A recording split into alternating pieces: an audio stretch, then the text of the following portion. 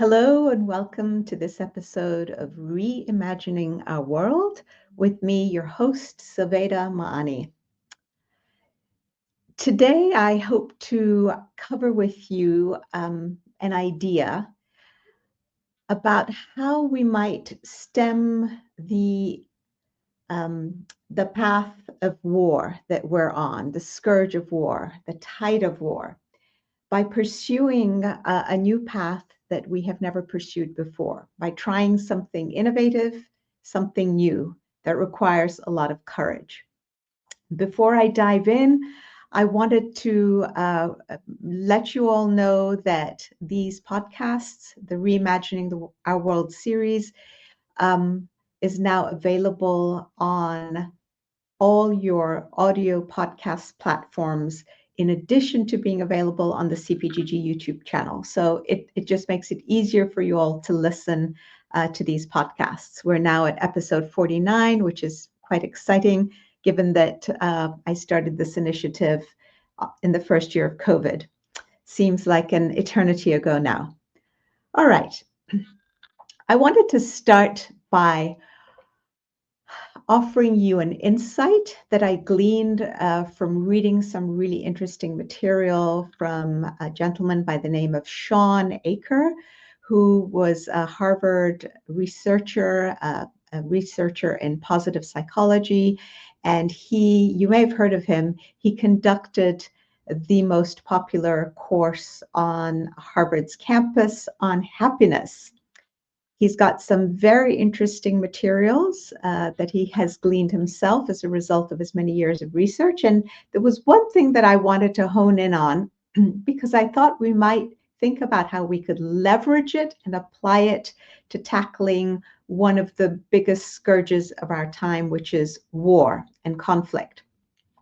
So let's start by looking at the kernel of the idea offered by Shawn Achor. He says that in times of crisis and adversity, our knee-jerk response is to do one of two things. The first thing we tend to do is to repeat the same dysfunctional behavior that got us into trouble in the first place. He calls this the first path.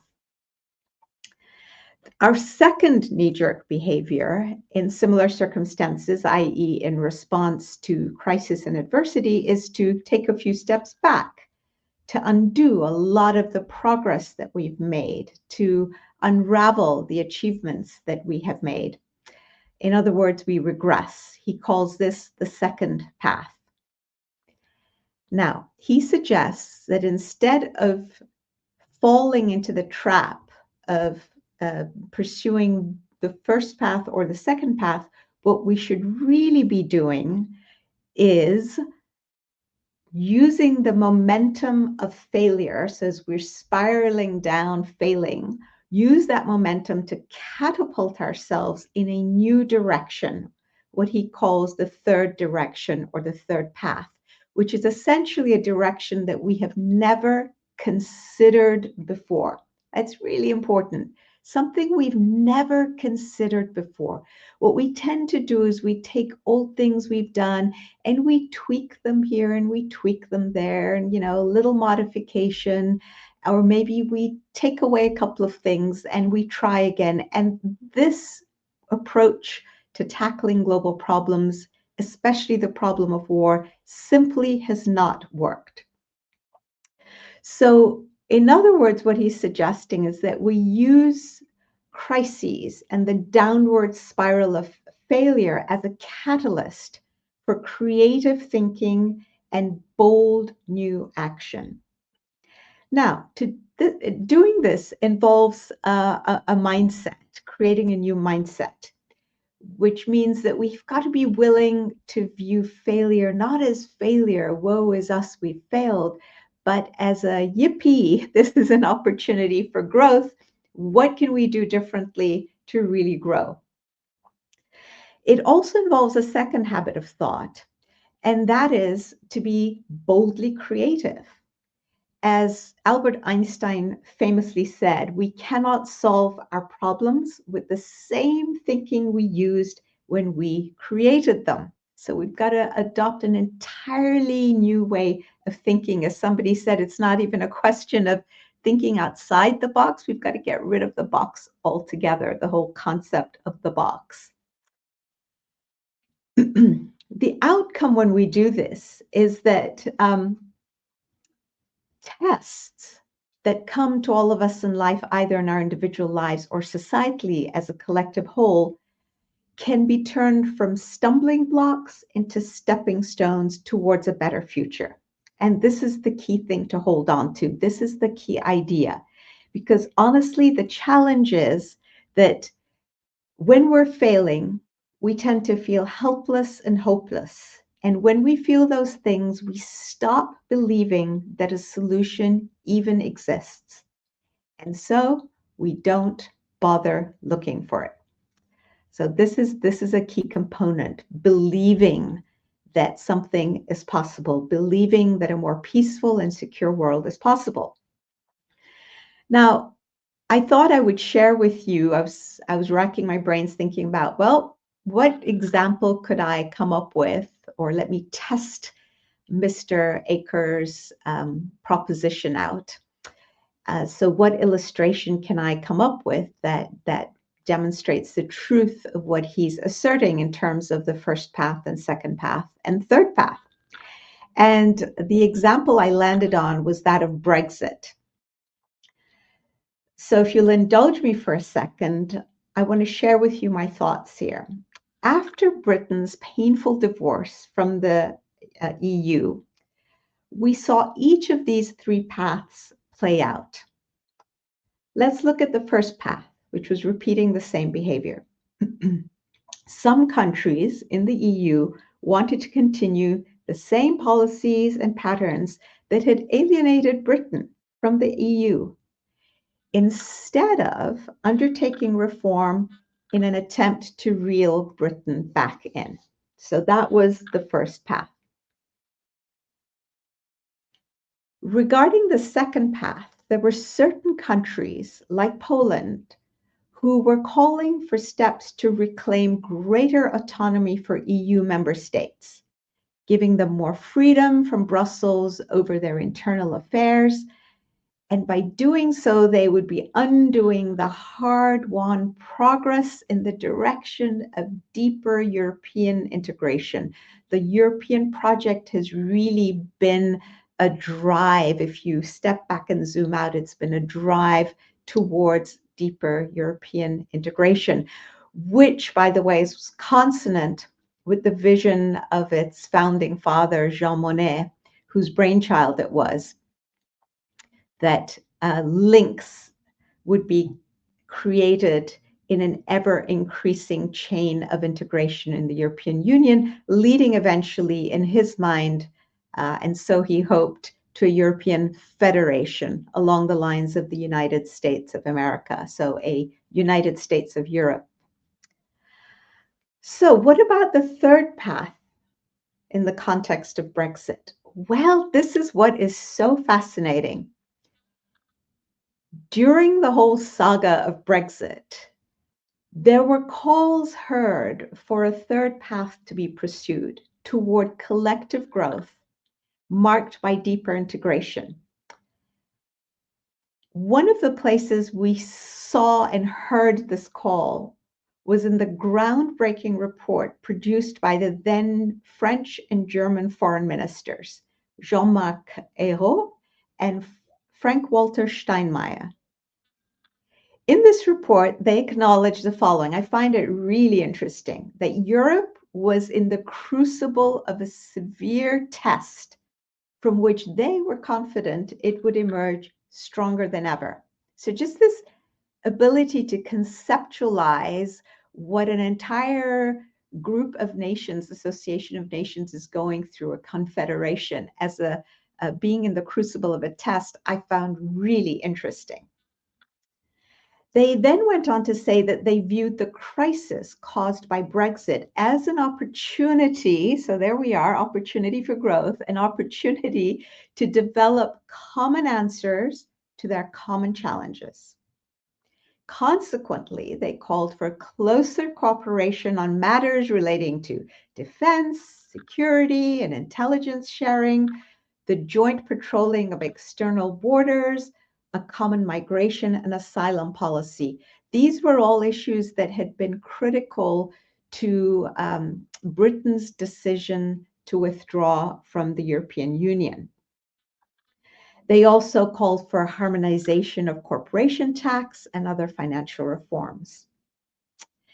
In fact, they were so positive in their outlook that they went as far as to confidently predict that the countries of the EU would move further toward political integration and union. In other words, further in the direction of Jean Monnet's original vision for it. We all know this story. Britain ultimately opted to leave in 2020. And yet, the remaining 27 members of the Union still have the option of working toward a more deeply integrated EU, which they're being forced to do by dint of circumstance, especially the war in Ukraine. And they need to do this by reforming certain key areas. There is always the possibility that if such reforms were to take place, Britain might at some point wish to rejoin a stronger, better EU sometime in the future. One can hope. Now, why is all this relevant? It's all relevant to a particularly grim challenge that the global community is facing and has been facing for a number of years, and which is just deepening. The trouble of war and conflict, which is like a contagion that is rippling through the world. It's a conflagration, and the fires are getting worse and worse. A lot of people are dying. A lot of people are suffering unnecessarily. And so we need to put our thinking caps on and come up with some effective solutions. So I was thinking that we could take Sean Aker's insights about our knee-jerk reactions and apply them in this arena and see what we come up with. But first, we need to be aware of what we're doing. So let's look at what we're doing in this context, viewed through the prism of Aker's analysis. As the world rapidly unravels around us, and as the storm clouds of war and carnage cover this ever-widening swathe of humanity, we see that feelings of insecurity and fear have gripped us in all continents: Africa, Asia, the Americas, Europe, etc. Now, let's look at our knee-jerk responses. The first path. We have indeed reached and continue to reach for the tried and true solution of amassing greater quantities of arms.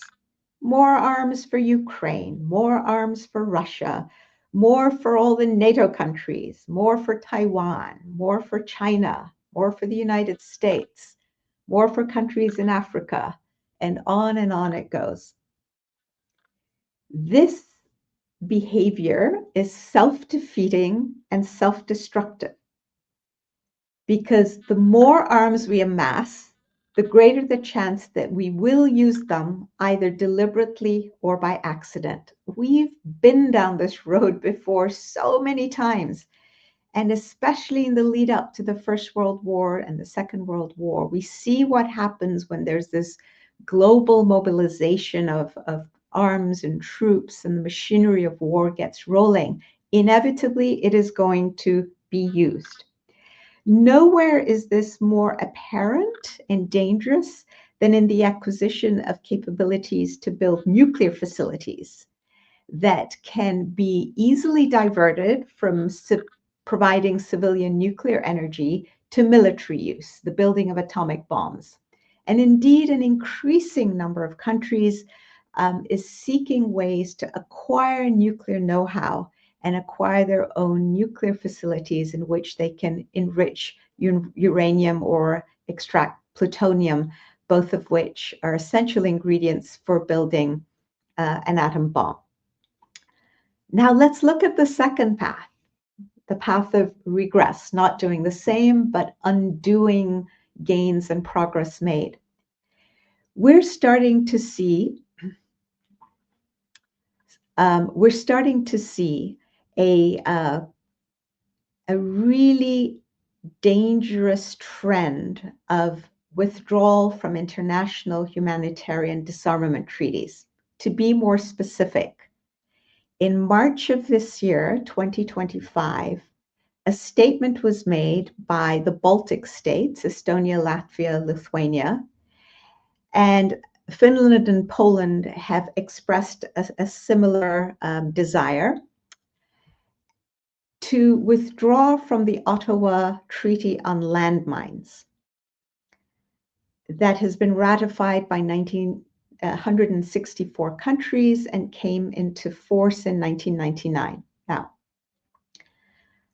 while countries are allowed to withdraw from this treaty so long as they give 6 months notice and as long as they're not already involved in armed conflict, this is a very dangerous precedent.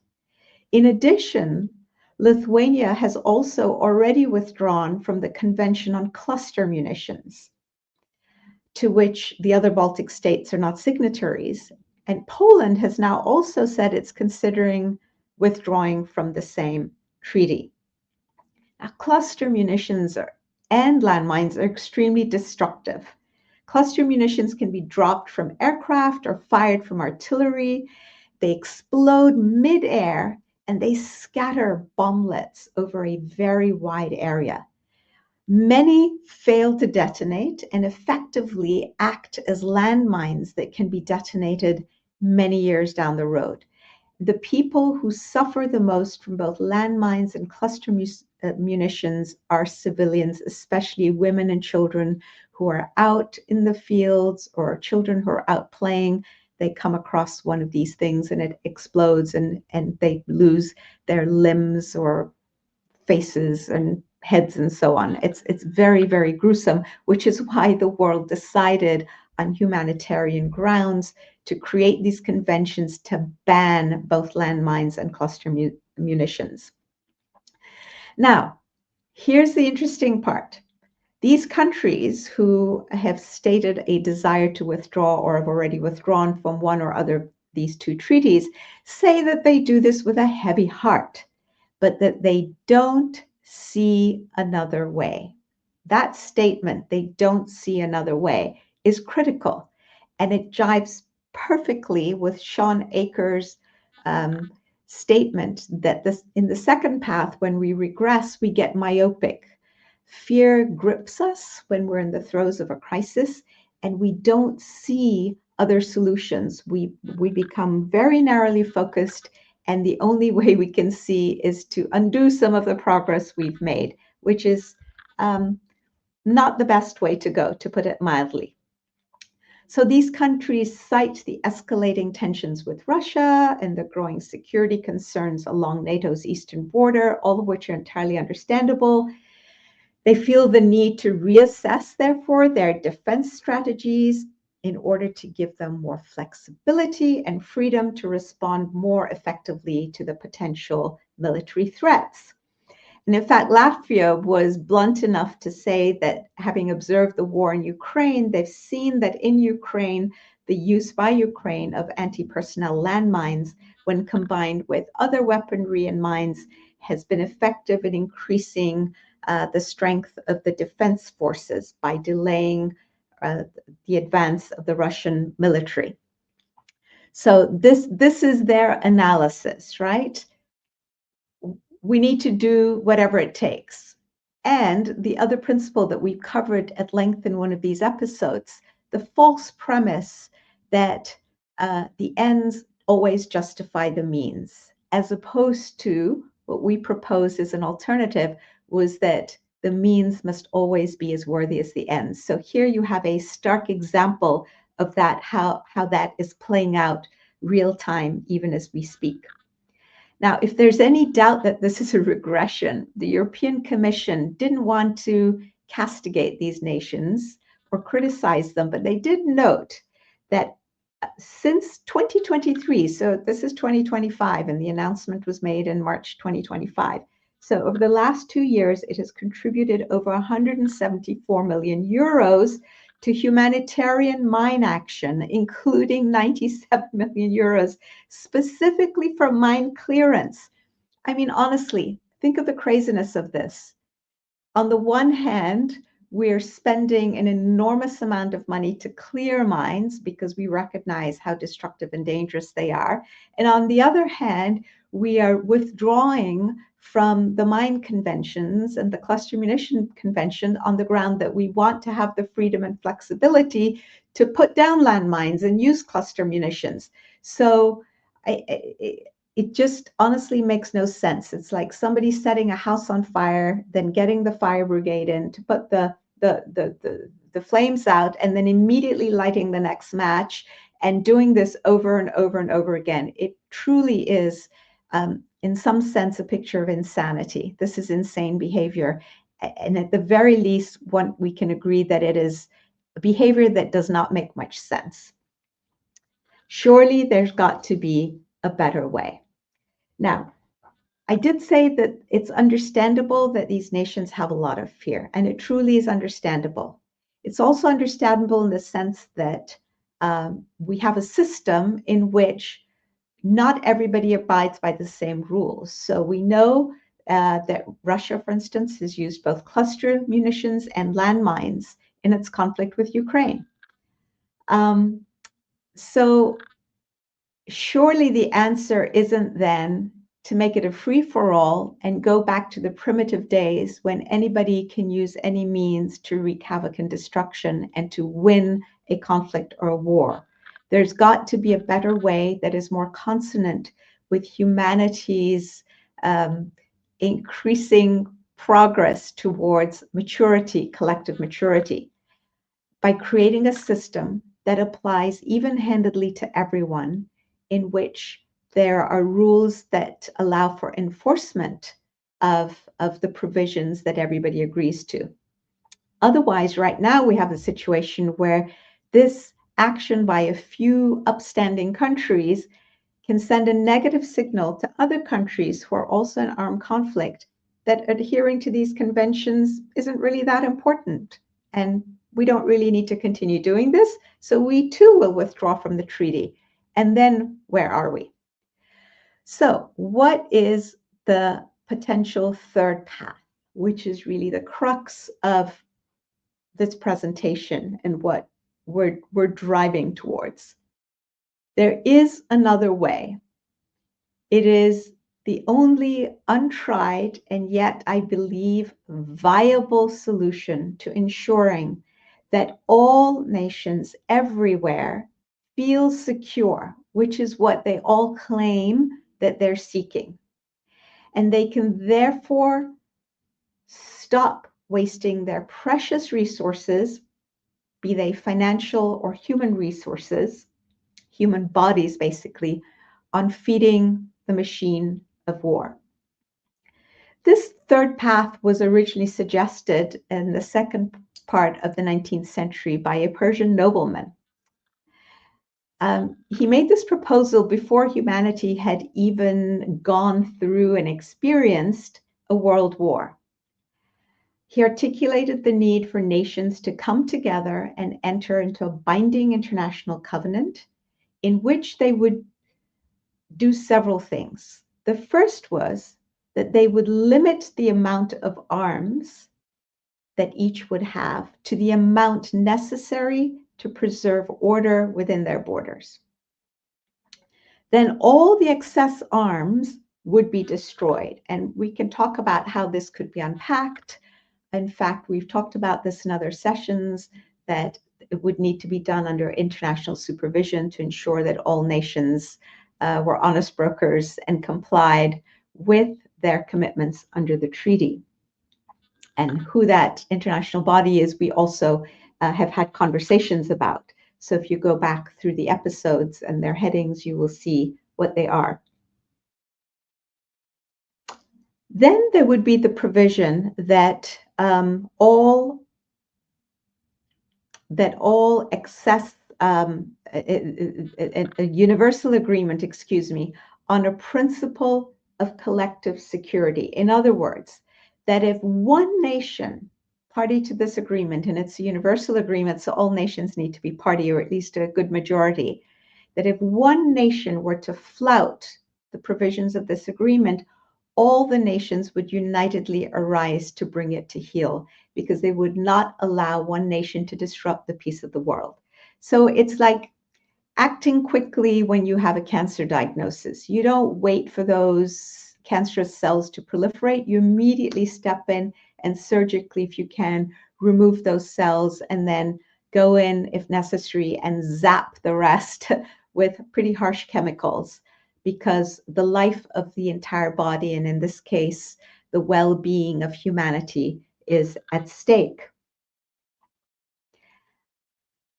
There was also a proposal by this nobleman for the creation of a permanent international police force composed of forces from all nations of the world who would also contribute armaments and so on, according to an agreement that was forged, obviously depending on their capacities and so on. The decisions about when and how to use this force would be made collectively through a global legislature that would be representative of all the countries and peoples of the world. So this idea of collective action, collective agreement, first of all, on what the rules are, then collective action through a collective mechanism of an international standing force or permanent police force. And the decision making is also made by a body that collectively represents all the peoples of the world. In other words, individual nations no longer have the right to use force, right? This is really interesting. So in short, the ingredients we need, I believe that the key ingredients we need in order to pursue avidly a third path, including the third path proposed here of this global system of collective security, is to have a vision born of creativity, coupled with the belief that arriving at the vision is possible. And thirdly, the courage to take a new path that has never been taken before. This is what I call the success formula. Frankly, the alternative is untenable.